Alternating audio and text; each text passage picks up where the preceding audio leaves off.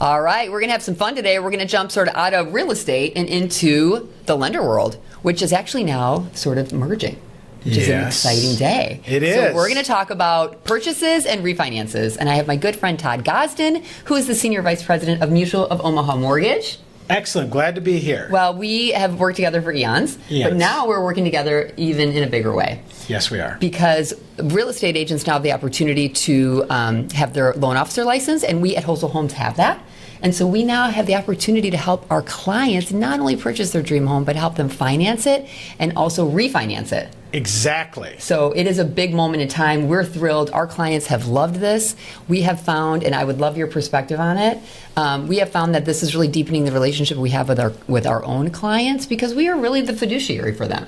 I mean, we're doing everything for them, and what we've learned through this process is that consumers are not super educated or really clear about the lending world. Would you say that's fair to say? Very fair. It's sometimes a mystery a little bit. Yeah.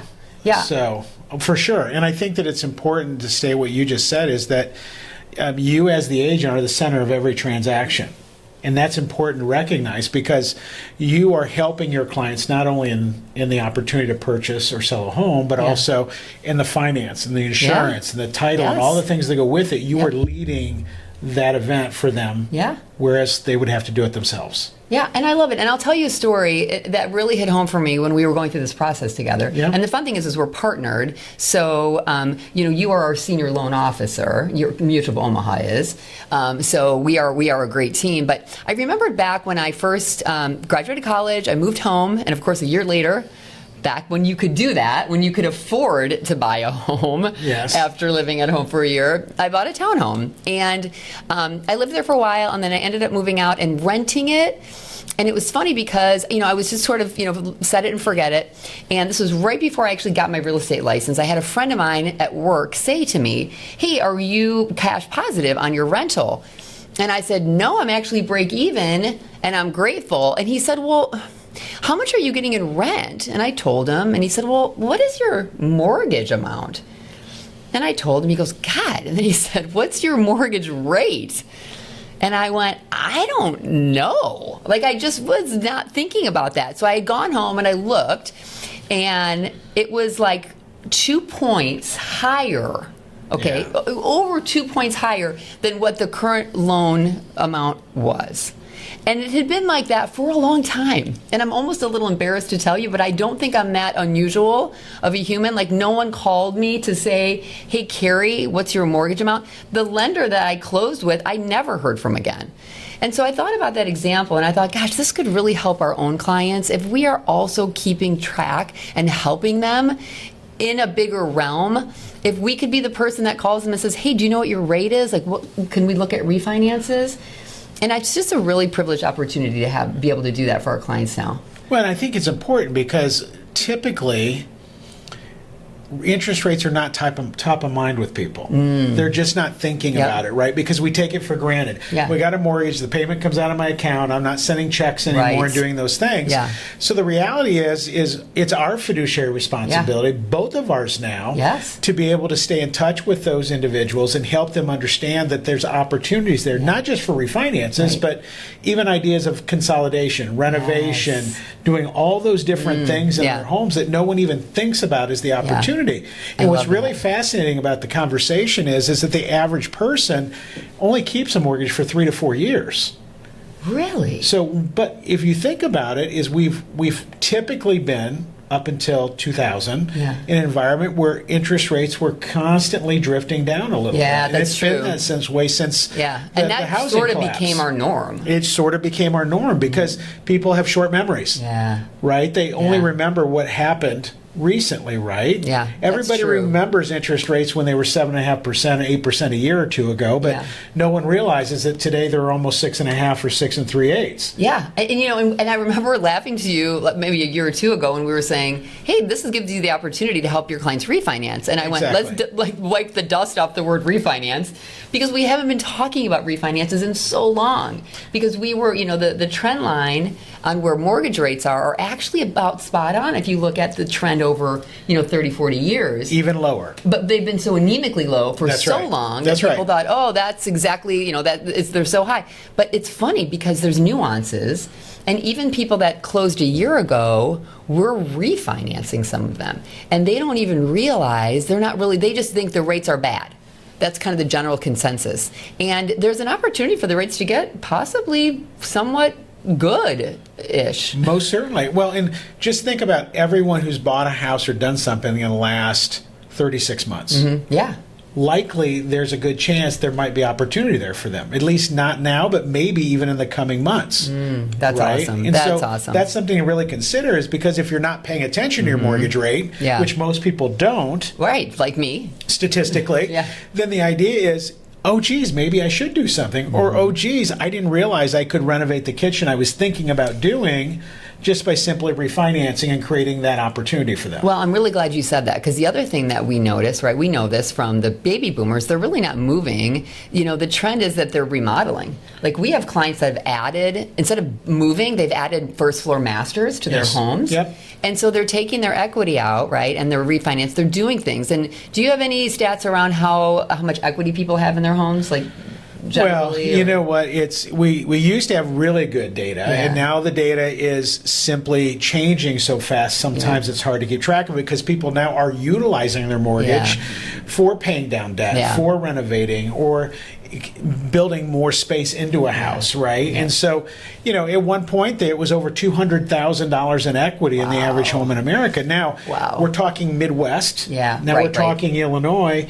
So I think it's easy to say it's six figures. Yeah, that's incredible. It's such a switch. I remember sitting at kitchen tables back in 2011. Oh yeah. Or even earlier, and people within between 2006 and 2008, we're talking equity just disappeared. I mean, hundreds of thousands of dollars like that. That's right. Right? We kind of had to, now we've gained that equity over time, and people haven't moved. So they're in a unique position, and I'm grateful for the opportunity to help really counsel our clients on what's best for them. And many times it's not selling or buying, right? But what else can we do to help our clients utilize what they have and get what they want? That's exactly right. And I think the thing I would love to hear you talk about a little bit in this is, because we haven't seen this much equity in such a very, very long time in people's homes, is that there's also that opportunity to buy dirt. Or to buy rentals with this, because I've helped so many people over the years that thought they couldn't and realized they could. And many now that I've helped from 10 years ago are retired, and they have 5 and 6 rental properties. Oh, that's so good. So there is opportunity besides a refinance in this. And that's why you being at the center of the transaction is so important, because you're bringing those opportunities that they wouldn't normally get otherwise. Yeah, I'm really glad you said that. My favorite saying is, don't wait to buy real estate. That's right. Buy real estate and wait. And the thing about the compounding time, when you look at that, and the other favorite thing that we say is what's the best time to buy an investment property? Yeah. Oh, it was 20 years ago. Yeah. But if you can buy today, and then time just goes by so fast, the best thing you can do for yourself is really to consider buying investment property. And who better to talk to but an expert who actually has investment property, which of course we all have on my team, and we know that story really well. But I'm really glad you mentioned that. I hadn't really even thought about it. I'm curious though too, what are other reasons that people are refinancing?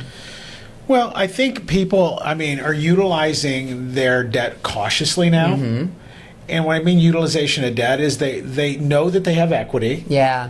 They're afraid of taking the equity because they don't want to go backwards and create a higher payment, which creates a higher affordability issue for themselves. Oh, right. So we're at that place of crossing the bridge right now of where interest rates are coming down. Opportunities are gaining. And if we in fact see, which I believe we will over the course of the next 3 or 4 years, of a really, really great real estate market, especially with interest rates coming down, people are going to be more conscientious of, I have this opportunity.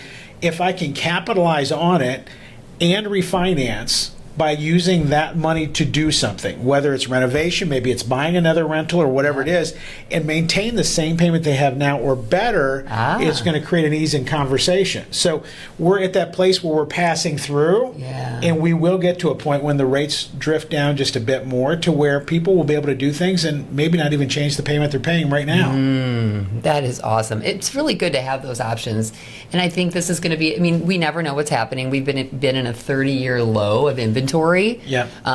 which has been difficult. So people aren't really able to move along. And then we've got the average age of the first-time home buyer is what? Over 40. Over 40. The affordability factors, it's sad a little bit. It is very interesting. A lot changed in 5 years. A lot did change. And the thing is, I mean, you have the opportunity to realize your real estate goals. It's just going to maybe look or feel a little different than it did in the past. And share with me, too, I think you and I were talking about the average age of the average buyer, not the first-time home buyer, but the average median age of a buyer is now 62. 62. Wow. It's up there. And what people don't realize is that when you start looking at the elderly, and I say elderly 65 to 79, that area, 42% of them bought houses last year in that ballpark. So when you look at that, we have more people buying houses later in life than they do currently right now, which is a very interesting thing. And when you start seeing those numbers of every possible number, from buying to buying their second home to selling their home, is all in the 60s now. Wow. It's never been that way. That's historic. And this past year was the first time that the first-time home buyer pool was 24%. That's the lowest ever. Wow. So the shift is happening where we're seeing younger people not buying houses and renting, and we're seeing older people buying houses and selling houses now. Crazy is how things change. Well, we see that. That's such an interesting statistic. And I think to kind of cap the conversation a little bit is, there's a lot of noise. Oh, yeah. And even this morning at the gym, I was talking to somebody about rates, and I had 3 people that were like, what are the rates? Where are they at? What's happening? Because we had that little blip last week. But I think that there's a lot of confusion out there. And I think if you have a trusted partner that is going to guide you through that, I think that's really important. And I do believe that the consumer does desire a consolidated experience. Well, all statistics and data show that. Yeah. I mean, and I think that we have seen that really accelerate itself over the last 4 or 5 years since the pandemic. And we're seeing more and more market centers and more companies who are taking on the advantages of having their own title and having their own insurance, and most certainly the opportunity for an agent to be able to create the opportunity for refinances and purchases through mortgage. Yeah. So it's been really special for us. What I love about the partnership between, Keller Williams and Mutual of Omaha is the consumer wins. Always. And the rates are phenomenal. We have, tested this across all different companies, and when we do get shopped, the consumer always comes back to Mutual of Omaha and how we've worked, and I'm really proud of that. Yeah, I think that's important to say, and I think it's also important to know is that sometimes people don't realize that it's not that somebody doesn't want to buy a house. They want somebody to give them a group or a team that can do what they need to do to buy that house, because the deterrent from that is I got to go find a lender. I got to go find a title. I got to go find insurance. I got to figure all this out on my own, and it creates anxiety. Yeah, it is. Well, especially I just think of my own life. I'm busy. We're all busy. Yep. If I have one person that I know that I trust that's going to be able to handle all this for me, I am so happy, and our clients have felt that way too. Agreed. And it is a team, and I think that when you've got somebody that you trust that will guide you through this, and be creative too. Right. And most importantly, you don't have to the relationship with my lender, to be honest, wasn't very deep, because I closed and I never heard from them again. And it didn't really help me when I needed them. So when we're filtering that through our team and through, the partnership that we have with not only you, but, with mortgage, but everything. I mean, we're there to help you with everything that you could possibly need. It just creates a deeper relationship, and it's been just a real game changer. We are so excited for this year. Very. I mean, we're hoping that the inventory loosens up a little bit, so we can get some younger home buyers. First-time home buyers are out there. They're ready to go. So I appreciate our partnership and you coming on today. And thank you. It's fun to be here. Yeah, you're just such a wealth of knowledge, and we'll have you on again and keep us informed with what's happening in the rate world and all things real estate and lending. Can't wait. Thank you. All right. Thanks, Todd.